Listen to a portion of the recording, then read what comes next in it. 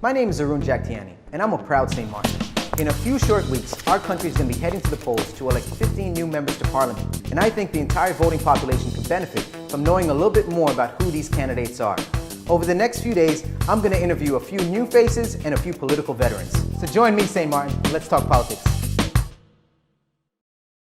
So what was some of the long-term stability ideas or values, let's say, that attracted you to this party? Yeah, well, I think for us, because we started, there was a core that started the party, and I came on board sort of right away. But one of the things that we decided to do as a thing was looking at how we can look at changing things sustainably, particularly putting in place programs and policies to make it sustainable. So for example, a lot of times, a lot of products are put out there for minimum wage increase or for agricultural. Sure. But then when you look at the actual policy, there's nothing actually there that tells you how or even how you're going to begin to do it. So for example, one of the things that we've been doing for the past 7 years of getting this thing together is showing how and what are the problems. So for example, with the minimum wage, a lot of people put it out there for election time and it will go up. But you can't, but when you look at minimum wage, it's not just giving somebody extra 1,000 guilders. It's also how is that going to affect businesses that have to pay that? How is that going to affect inflation? These are things that we've also been looking at, and we're trying to make sure that all those things line up before we just come with these big statements of, we're going to do this. Since you brought it up, what is your stance on the minimum wage right now? Yeah. So one of the things a lot of people don't know on St. Martin is that our minimum wage in general is supposed to be tied to a poverty line. St. Martin itself has never established a proper poverty line at all. Okay. We have made up policies and done research to how we've come to a minimum wage, but actually the study as to how much do you actually need to not be in poverty in St. Martin is not done. It's not clearly defined. Furthermore, the question is that we have the highest cost of living in the whole kingdom and the lowest minimum wage. The question is then now, why is that?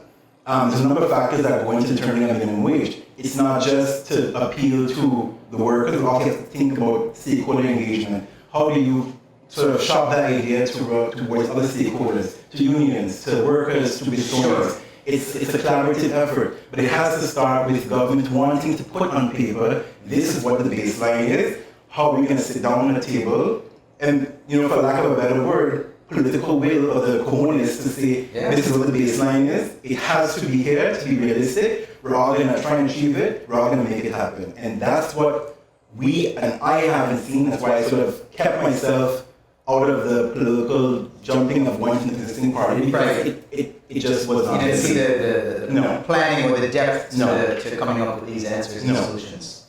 Okay. If given the opportunity, right? So if elected to Parliament, given the opportunity to serve the people of St. Martin, on day one, what is at the top of your agenda?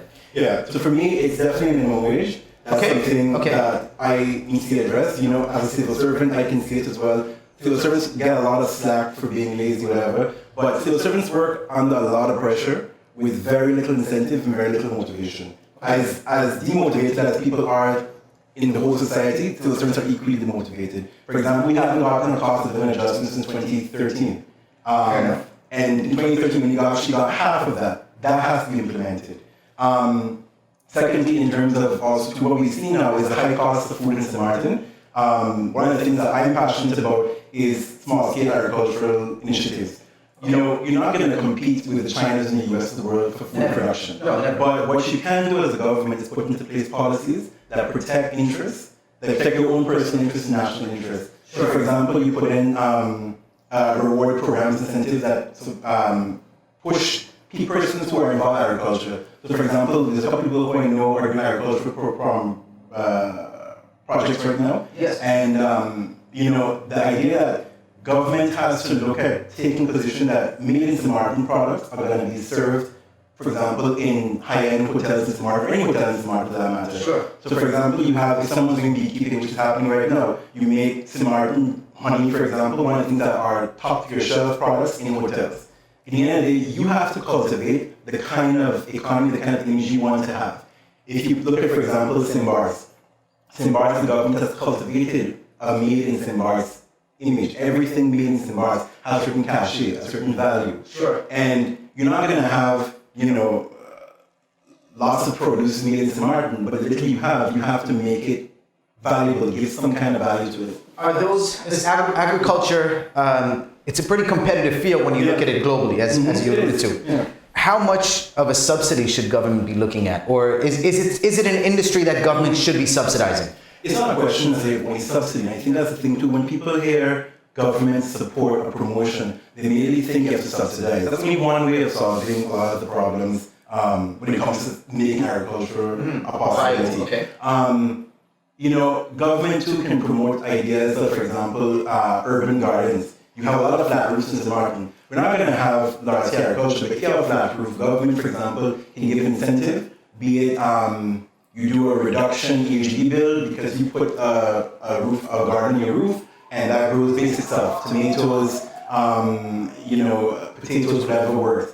It's not necessarily about subsidy. I think people get scared a lot of times when government says things like aid and promote because it always sounds like it means money. Right. But it's also too about, for example, working in foreign affairs, government's role is also to facilitate. So opening doors towards others who can fund and subsidize. Because a lot of times people think that government has this, buckets of money. They don't.